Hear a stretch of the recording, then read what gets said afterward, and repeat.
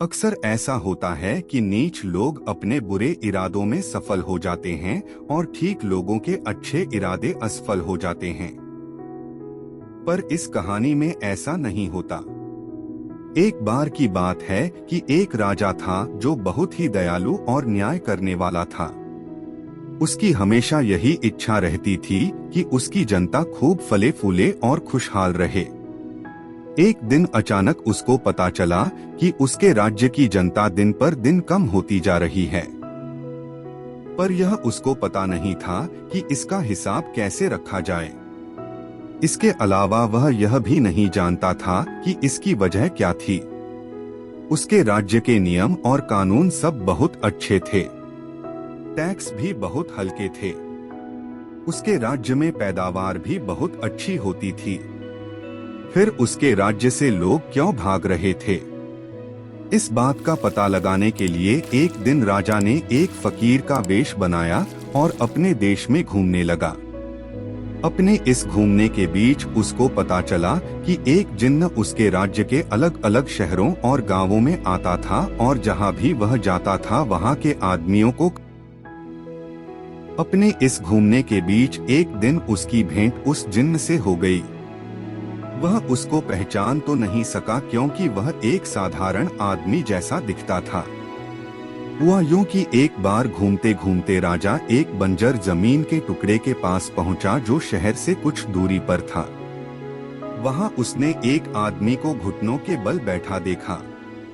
उस आदमी की आंखें बंद थीं, उसके कान उसकी उंगलियों से बंद थे और वह अपना सिर जमीन पर दे दे कर मार रहा था। राजा ने जब उस आदमी को ये अजीब सी हरकत करते हुए देखा तो वह उसके पास गया और उससे पूछा, अरे यह तुम क्या कर रहे हो? क्या तुम पागल हो गए हो? वह बोला, नहीं नहीं, मैं पागल नहीं हुआ हूँ, बस थोड़ा ध्यान कर रहा था। मैं अपनी आंखें बंद रखता हूँ ताकि मैं ऐसा कुछ न देख सकूं जो मेरी आंखों को नहीं देखना चाहिए। मैं अपने कान भी बंद रखता हूँ ताकि मैं ऐसा कुछ न सुनूं जो मुझे नहीं सुनना चाहिए। और अपना सिर जमीन पर मारता रहता हूँ ताकि सब कीड़े मकोड़े मुझसे दूर चले जाएं, ताकि कहीं ऐसा न हो कि मेरा पैर उन पर पड़ जाए और मैं उनमें से किसी की हत्या का कसूरवार बन जाऊं। राजा ने पूछा, हे योगी, आप कहाँ रहते हैं? वह आदमी बोला, यहीं पास में।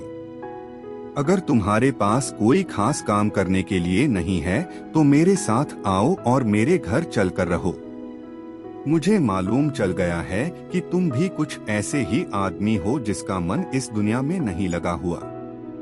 राजा ने उसकी बात मान ली और वह उस आदमी के साथ उसके घर चला गया।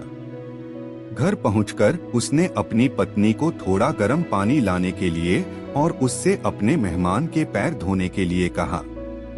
स्त्री को अजनबी पर दया आ गई, सो जब वह उसके पैर धो रही थी तो उसने उससे धीरे से कहा कि उसका पति कीमियागर था और वह उसको ऐसा कि उसने हाल में दूसरे सैकड़ों लोगों के साथ किया है। उसने उससे 3 कुलचे लेकर वहां से भाग जाने के लिए कहा। उसने आगे कहा कि उसका पति आता ही होगा और जब वह आने पर उसको नहीं देखेगा तो उसके बारे में पूछेगा और उसके पीछे अपना शिकारी कुत्ता छोड़ देगा। पर उसको डरने की कोई जरूरत नहीं है, क्योंकि जब वह उस कुत्ते को देखे तो उन कुलचों में से एक कुलचा उसकी तरफ फेंक दे। वह कुत्ता उस कुलचे को खाकर वापस लौट जाएगा। कीमियागर उसके बाद उसके पीछे एक और कुत्ता भेजेगा, उसके साथ भी वह वैसा ही करे। वह उसके लिए दूसरा कुलचा फेंक दे तो वह कुत्ता भी उस कुलचे को खाकर वापस लौट जाएगा।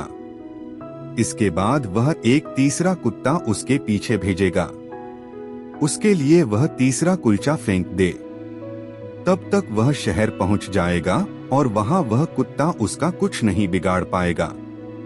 कहकर उसने राजा को 3 कुलचे दिए और उससे तुरंत भाग जाने के लिए कहा।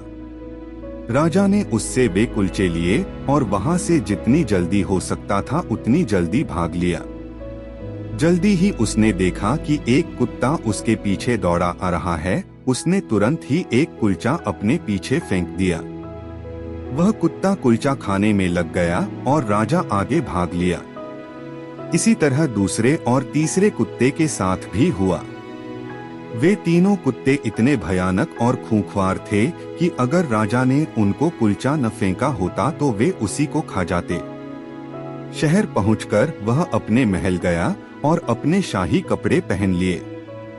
फिर उसने अपने सिपाहियों को बुलाया और उनसे कीमियागर को जाकर और उसकी पत्नी को उसके पास लाने के लिए कहा। राजा के सिपाहियों ने ऐसा ही किया।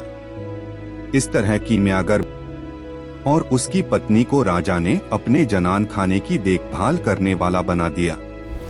इसके बाद से उस राज्य के लोग कम नहीं हुए और देश खुशहाल होता रहा।